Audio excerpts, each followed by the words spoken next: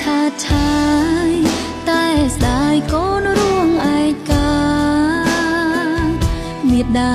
បៃតាសុខទុក្ខយ៉ាងណានៅផ្ទះសំឡឹងទៅផ្លូវយើងនៅឆ្ងាយគ្នាខ្លាំងណាស់ពេលមេឃមានភ្លៀងរន្ទាំង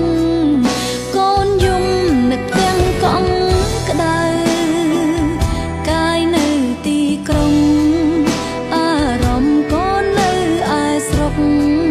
ស្រមៃបានក្បែរម៉ែពុកស្រណោះម៉ែធ្លាប់ស្រែកហៅនៅលឺរងំពាក្យពេចន៍ពុកខ្ញុំប្រដៅយើងធ្វើស្រែក្រោមថ្ងៃក្តៅតែរស់នៅសប្បាយចិត្តនឹកផ្ទះណាស់បាត់ចាស់ស្ដាប់ហូរទឹកភ្នែកពុកអើយម៉ែអើយកូនបែករៀនស្គាល់អ្វីជាជីវិត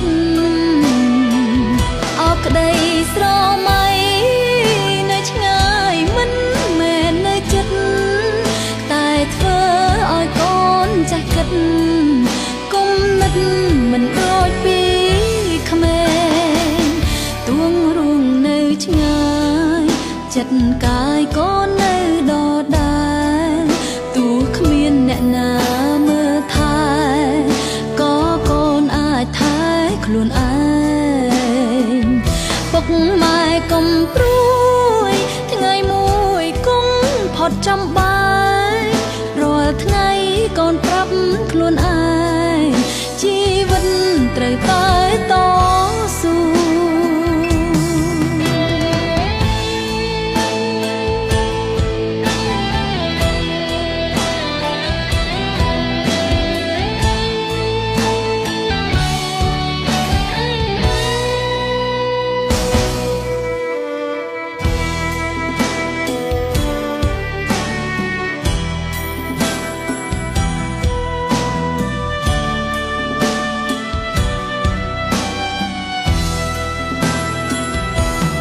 នឹកទាំងណាំបាត់ចាស់ស្ដាប់ហូរទឹកភ្នែកពុកអើយម៉ែអើយកូនបែករៀនស្គាល់អ្វីជាជីវិតអរក្តីស្រមៃនៅឆ្ងាយមិនមែននៅជិត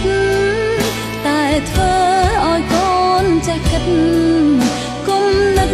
មិនដូចពីក្មេងទួងរួងនៅឆ្ងាយចិត្តកាយកូននៅដដែលទោះគ្មានអ្នកណា